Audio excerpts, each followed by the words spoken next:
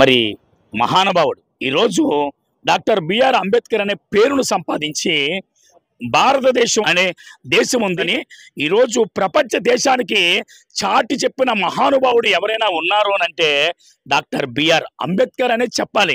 ఈరోజు ఒక police officer police అవుతున్నాడంటే అది అంబేద్కర్ గారి యొక్క చలవ. ఒక IAS officer Indian administration service మరి ఒక కలెక్టర్ ఈరోజు కలెక్టర్గా కూర్చుంటున్నారంటే అది అంబేద్కర్ గారి యొక్క చలవ. ఈరోజు ఒక లాయర్ అవుతున్నాడంటే అది అంబేద్కర్ గారి యొక్క చలవ. ఒక డాక్టర్ అవుతున్నాడంటే అది అంబేద్కర్ గారి యొక్క చలవ. ఒక ఎంఆర్ఓ, ఒక జీవీఎంసీ కమిషనర్ వగేరా వగేరా అధికార తత్వాల ఆర్ఐ ఎంఆర్ఓలు తీసుకొని ఈరోజు పోస్టులు సంపాదించుకుంటున్నారు అంటే అది కేవలం ఇదిగో ఇక్కడ కనబడుతున్న ఈ మహానుభావుని యొక్క చలవే అని చెప్పాలి. ఈరోజు దళితులు ఏమంటున్నారంటే మాలా మాదిగ రెల్లులకు వరకు పరిమితం అన్నారు. కాదు, ఇది ప్రపంచ దేశంలో భారతదేశం ఒకటి ఉంది.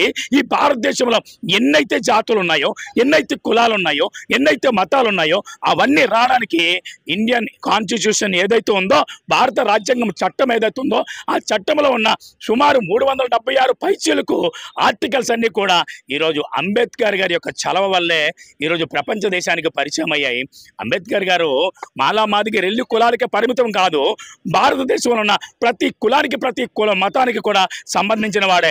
ఇది మాకు సంబంధం లేదని రెడ్డి కులస్తులు అనుకోవడానికి లేదు, ఇది మాకు సంబంధం లేదని రాజులు అనుకోవడానికి లేదు, ఇది మాకు సంబంధం లేదని చౌదరులు కమ్మ కాపులు ఎవరు అనుకోవడానికి లేదు. ఇది ఒకరికి సంబంధించింది కాదు. అంబేద్కర్ భారతదేశంలో పుట్టిన ప్రతి మానవుడికి కూడా సంబంధించిన వ్యక్తిని ఎంతమందికి తెలుసు. అలాంటి అంబేద్కర్ గారు ఈరోజు చనిపోయి అంటే ఆయన వర్ధంతి జరుపుకొని పురస్కరించుకొని 68వ సంవత్సరం అంటే 68 సంవత్సరాలు గతించిపోయింది. అటువంటి మహానుభావుని కార్యక్రమాన్ని ఎప్పటి నుంచో ఈ బర్మా క్యాంప్ ప్రాంతంలో, ఈ కంజరపాలెం ప్రాంతంలో మరి సునాయాసంగా ప్రతి సంవత్సరం కూడా పేద నిరుపేద బడుగు వర్గాలకి వారికి ఆహారంగానో లేదో మరొక విధంగా సహాయం చేసుకుంటూ ఇదిగో ఇక్కడ కనబడుతున్నా మరి మరొక మహానుభావుడు గొల్లమల్ల అప్పారావు. మరి ఆయన ఎప్పటి నుంచో సేవలు అందిస్తున్నారు. ఆయన ఈరోజు ప్రత్యేకంగా ఆయన సేవలు అందించడానికి మరొకసారి మన ముందుకు వచ్చారు. ఆయనతో మాట్లాడే ప్రయత్నం చేద్దాం.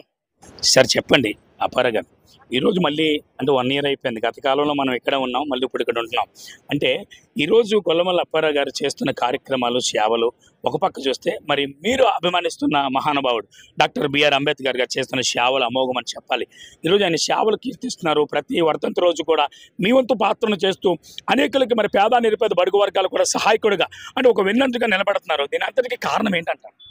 మాకు అంబేద్కర్ గారు ఇచ్చిన ఇన్ఫ్లుయెన్స్, ఆయన చేసిన ఈ ఇన్ఫ్లుయెన్స్ వల్ల మాకు ఆయన వల్ల ఈ ఒక స్ఫూర్తి వచ్చింది. ఆయనే కాదు, మహాత్మా జ్యోతిరావు పూలే, సావిత్రిబాయి పూలే వీళ్ళు కూడా మాకు స్ఫూర్తిదాయకమే.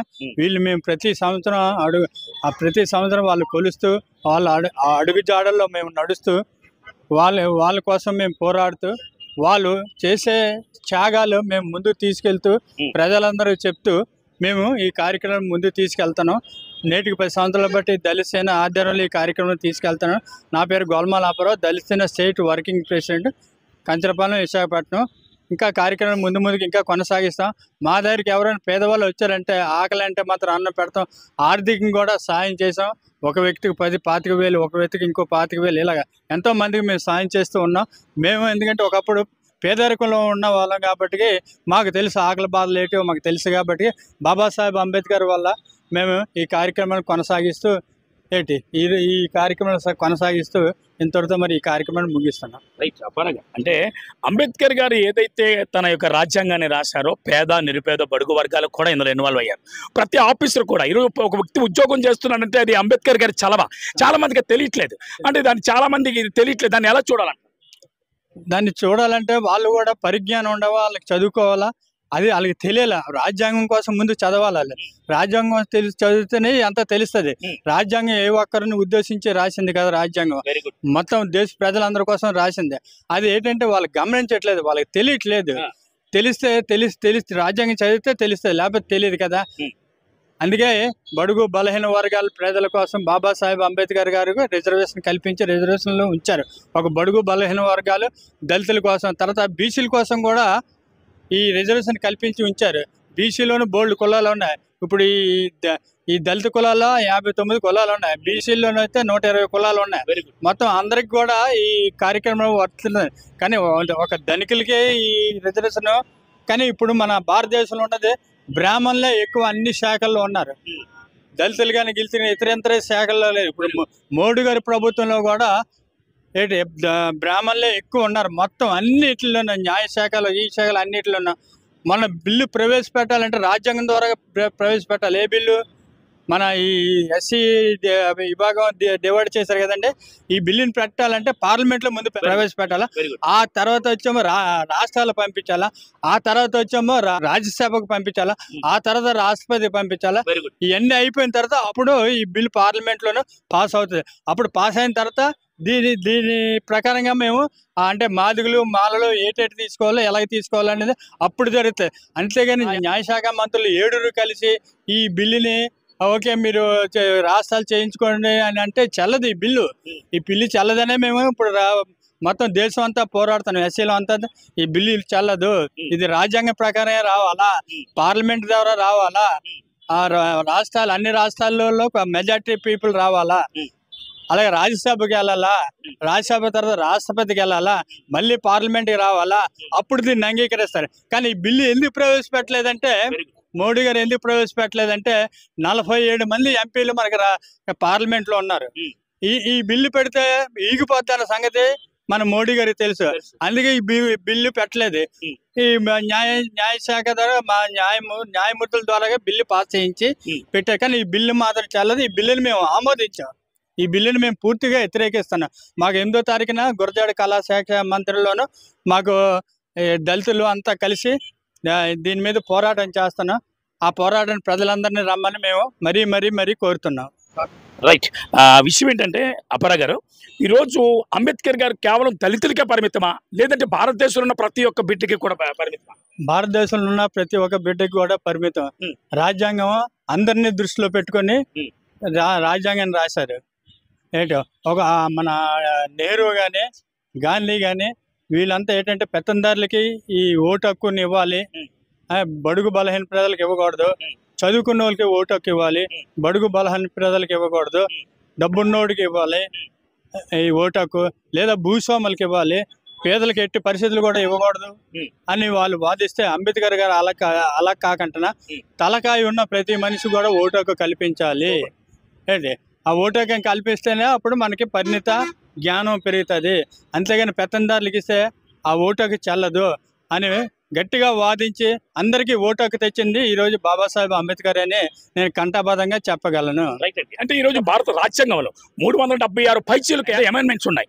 ఈ అమెండ్మెంట్స్ ఉన్నప్పటికీ కూడా చాలా పోలీస్ స్టేషన్లు దీన్ని అమలు చేయట్లేదు. ఇప్పటికీ రేపులు జరుగుతున్నాయి, మానభంగాలు జరుగుతూనే ఉన్నాయి, మరి హత్యలు జరుగుతూనే ఉన్నాయి. ఇప్పటికి కూడా పసిపిల్లలు కూడా రేపులు చేసేస్తున్నారు. చేస్తున్నప్పుడు కూడా వారి మీద సరైన చట్టాలు లేకుండా అయిపోతున్నాయి. దాని అందరికీ కారణమే చట్టాలు అయితే ఉన్నాయి కానీ దాని మీద తగిన చర్య తీసుకోవట్లేదు. ఎందుకంటే ఇక్కడ పెత్తందార వ్యవస్థ బాగా అడ్డుపడుతుంది. ఈ పెత్తందార వ్యవస్థ అడ్డుపడడంలోనే మొత్తం భారతదేశంలోనూ ప్రతి దళితుల మీద బీసీల మీద బాగా ఈ చిన్నపిల్లల మీద రేపులు గీపులు అన్నీ జరుగుతున్నాయి. కానీ పెత్తందార వ్యవస్థ తర్వాత రాజకీయ నాయకులు వ్యవస్థ ఈ కార్యక్రమాలకు అడ్డుపడి అరెస్ట్ చేయనీకంట చూడడం జరుగుతుంది. ఎమ్మెల్యేలు ఎంపీలు అందరూ కలిపి కూడా ఈ కార్యక్రమాలను అడ్డుకోవడం జరుగుతుంది. మనకి భారతదేశంలో అయితే చట్టాలన్నీ సమగ్రంగా ఉన్నాయి. బాబాసాహెబ్ అంబేద్కర్ గారు అయితే అందరికీ ఈ చట్టాలు వర్తింపు చేసే విధంగా రాజ్యాంగం రాశారు. కానీ వీళ్ళు మాత్రం మన పెత్తందార వ్యవస్థ మాత్రం అడ్డుపడుతుంది. ఇక్కడ ప్రతిదీ రాజకీయం చేయడం, పెద్ద వాళ్ళు వచ్చి అడ్డుకోవడం. ఇక్కడ ఎందుకు దళితులు బేను మోసపోతున్నారు, దళితులే బేగా అడుగునున్న వాళ్ళు మోసపోతున్నారు. వాళ్ళకి జరుగుతున్న అన్యాయం కోసం ఎవరు కూడా అసలు అడ్డుకోవట్లేదు. సుప్రీంకోర్టు ఏమన్నదంటే ఈ ఎస్సీ అట్రాక్ కేసు వెంటనే జరిగితే మాత్రం వెంటనే అరెస్ట్ చేయమని చెప్పింది. కానీ ఇక్కడ పోలీసు వారు ఆ విధమైన చర్యలు తీసుకోకుండా దాన్ని నాన్సి వదిలేయడంలోనూ ఆ కేసులు దిగజారిపోతున్నాయి, నీరు గారిపోతున్నాయి. అంటే చట్టాలు ఉన్నాయి కానీ ఆ ఉన్న చట్టాలు అమలు చేస్తే సరిపోతుందంటారా? ఇప్పుడు చట్టాలు అమలు చేస్తే అందరికీ న్యాయం జరుగుతుంది. పేద గొప్ప అనే ధనికుడనే ఏమి ఉండదు.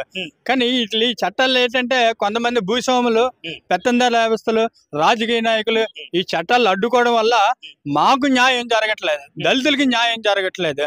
ఎక్కడ చూసినా దళితులకి న్యాయం జరగలేదు. మేము ఎన్ని పోరాటాలు చేసినా, ఎంత పోరాటాలు చేసినా సరే జరగట్లేదు. కానీ ఇప్పటికి ఇంకా ముందుకి ఇంకా మేము పోరాటాలు చేస్తాము. మాకు న్యాయం జరిగేటట్టు చూస్తాం. మాకే కాదు అందరికీ న్యాయం జరిగేటట్టు చూస్తాం. రైట్. ఇన్ని అమైన్మెంట్లు మీకు ఉన్నప్పటికీ కూడా కామన్ మ్యాన్స్ కూడా ఉన్నారు, అంటే బీసీలు, ఎస్సీలు, మరి ఓసీలు ఉన్నారు. వాళ్ళకి కూడా సరైన న్యాయం జరగట్లేదు. కొన్నిసార్లు స్టేషన్కి వెళ్ళినప్పుడు వాళ్ళ పక్క న్యాయం ఉన్నా సరే అక్కడ న్యాయం జరగట్లేదు. దీని అందరికి కారణాలు ఏమంటారు? ఇక్కడ రెండు అంటే ఏంటంటే, ఒకటి డబ్బు, ఒకటి రాజకీయం పలుకుబడి, ఒకటి పెత్తందారి వ్యవస్థ. ఈ 3 వ్యవస్థలు ఉన్నంత వరకు ఎవరికి న్యాయం జరగదండి. బీసీలకే కాదు, దళితులకే కాదు, ఎవరికి కూడా న్యాయం జరగదు. నేను ఘంటాపదంగా చెప్తాను. మేము స్టేషన్కి వెళ్ళాం అనుకో, వెనక నుంచి ఎవరో ఫోన్ చేస్తాడు. ఆ ఫోన్ చేయడం అంటే ఆ కేసుని అలాగ నీరు కాస్తారు. కేసు అయితే పెడతారు కానీ సాక్షుల్ని కింద మీద చేసేస్తారు. లాస్ట్ రాబడికి కేసు నిలబడదు. మాకు అన్యాయం జరుగుతుంది కానీ న్యాయం మాత్రం జరగట్లేదు. కానీ మరి ఆ రోజు ఎప్పుడు వస్తుందో మేము ఎదురు చూస్తున్నాం. ఇది వినోద్ పరిస్థితి. ఎందుకనంటే ఈరోజు మహానుభావుడు బాబాసాహెబ్ అంబేద్కర్ గారు మరి ఆయన మరణించి ఆయన మరి ఈ రోజుకి 68 సంవత్సరాలు గతిస్తుంది. అయినప్పటికీ కూడా ఆ మహానుభావుడు ఒక మంచి ఉద్దేశంతో రాశారు భారత రాజ్యాంగాన్ని. ఈరోజు ఆ రాజ్యాంగాన్ని అమలు చేయడానికి ఆయన పేరుతో ఈరోజు సంపాదించుకున్న ఉద్యోగాలు చేస్తున్న ఆఫీసర్లు ఎవరైతే పైన ఉన్నారో వారు అమెండ్మెంట్లు అయితే ఉన్నాయి కానీ వాటిని అమలు చేయట్లేదని ఈరోజు వారు తెలియజేస్తున్నారు. ఏదేమైనప్పటికీ కూడా ఈ రోజు వరకు కూడా ఇప్పటికీ కూడా చిన్నపిల్లలు సైతం మరి పెద్దవాళ్ళ వరకు మరి స్త్రీలు ఈరోజు మాన ప్రాణాలని మరి కోల్పోతున్నారు. దాని అందరికీ కారణము ఈ యొక్క లోకంలో ఉన్న ఈ వ్యక్తులైతే ఆ వ్యక్తుల యొక్క ఆలోచనలు మార్చే విధంగా ఈ పైన అధికారులు పనిచేయట్లేదు. అమెండ్మెంట్లు అయితే కోకోలు ఉన్నాయి, 100 కొలది అమెండ్మెంట్లు ఉన్నాయి. కానీ ఆ అమెండ్మెంట్ని అమలు చేస్తే సరిపోతుందని వారు తెలియజేస్తున్నారు. నిజమే, ఈ రోజు వరకు ఒక దొంగగానే ఉండిపోతున్నాడు, ఒక రౌడీగానే ఉండిపోతున్నాడు, ఒక గూండాగానే ఉండిపోతున్నాడు, ఒక వ్యభిచారకుడు ఇంకా వ్యభిచారకుడిగా ఉండిపోతున్నాడు. అంతటికి కారణం ఏంటంటే చట్టాలు ఉన్నాయి కానీ అమలు చేసే విధానంలో అవి అమలు చేయట్లేదు. కొన్నిసార్లు ఒకవేళ పోలీస్ స్టేషన్కి వెళ్ళా సరే వెనకాతలు ఉన్న వాళ్ళు ఫోన్లు చేయడం వల్ల ఆ పై స్థాయి కార్పొరేటర్, ఎమ్మెల్యే, ఎంపీ, మంత్రులు ఆ పై స్థాయి ఉన్న వ్యక్తులు ఫోన్లు చేయడం వల్ల ఆ కేసు అక్కడ నీరు గారిపోతుందని, ఇలాంటి చట్టాలు మారే రోజంటూ ఒకటి వస్తుందని వారు తెలియజేస్తున్నారు. వీడియో జర్నలిస్ట్ వినోద్తో సిటీ న్యూస్ వైజాగ్ వేణుగోపాల్.